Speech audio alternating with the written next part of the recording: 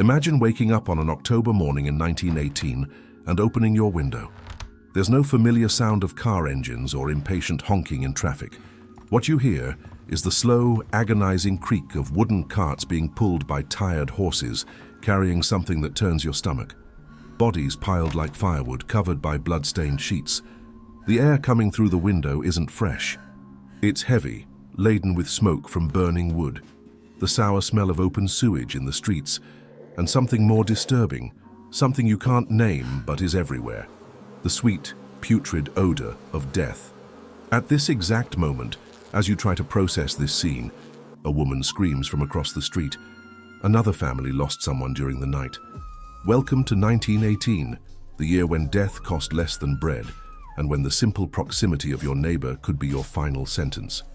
Daily life in 1918 was a silent war waged in every corner of homes. Refrigerators didn't exist in common households.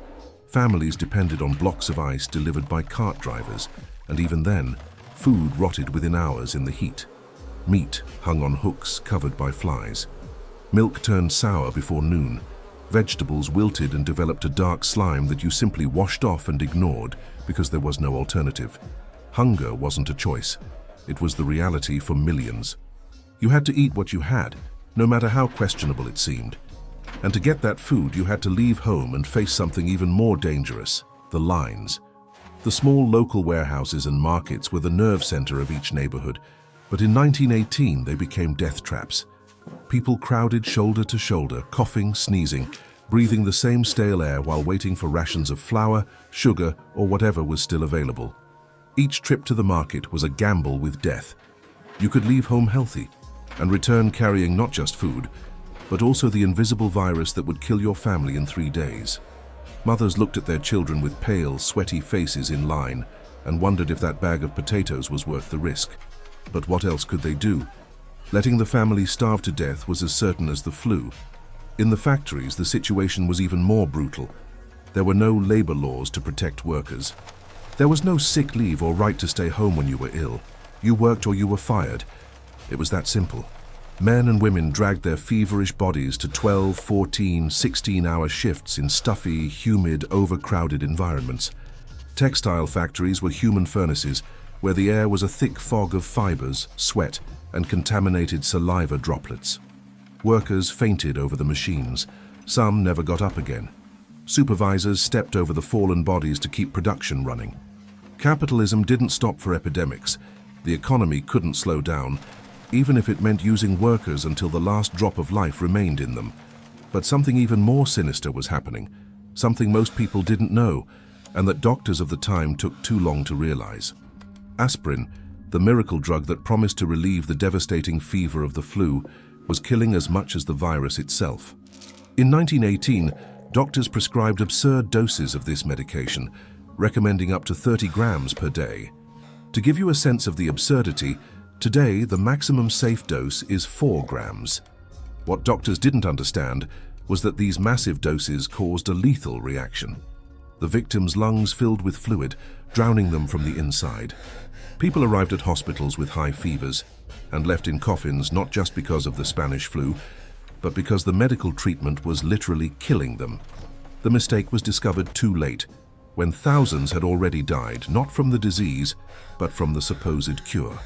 While the men who remained fought in the trenches of World War I or lay in contaminated hospital beds, it was the women who held the world on their shoulders.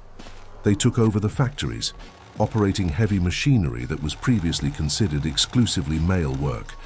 They sewed military uniforms, assembled ammunition, kept farms running. But their work didn't end when the shift was over. They returned home to find streets covered with accumulated garbage, human waste running through the gutters, rats the size of cats competing for space with starving children. There was no organized garbage collection. There was no basic sanitation in most cities. Women carried buckets of water from communal wells, boiled clothes in huge pots over the fire, scrubbed wooden floors with ashes and homemade soap, all while trying to keep their children alive and fed. The home of a typical family in 1918 was an invisible battlefield. Bathrooms, when they existed, were just holes in the backyard covered by a wooden outhouse that froze in winter and boiled in summer. People bathed once a week, if that, heating water in huge pots on the wood stove. Children shared the same bathtub one after another until the water turned brown with dirt. Clothes were washed by hand, wrung until fingers were raw, and hung on clotheslines where flies landed freely. Sleeping meant sharing beds with 3, 4, 5 siblings in unventilated rooms, where the night air grew heavy with the sound of coughs and wheezing in the lungs. When someone got sick, there were no separate rooms for isolation. Disease spread through the house like fire through dry straw. The role of women during this period wasn't just survival, but silent revolution. They proved they could do any work men did, and often did it better. They organized community groups to care for the orphans appearing by the dozens. They created support networks where they shared food, home remedies, and comfort. While governments and medical authorities failed miserably to control the pandemic, it was the women in their communities who maintained some semblance of order and humanity. They washed the bodies of the dead when no one else dared to touch them. They sewed shrouds when coffins ran out.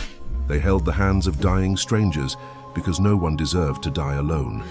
And they did all this while carrying the crushing weight of fear that they would be next.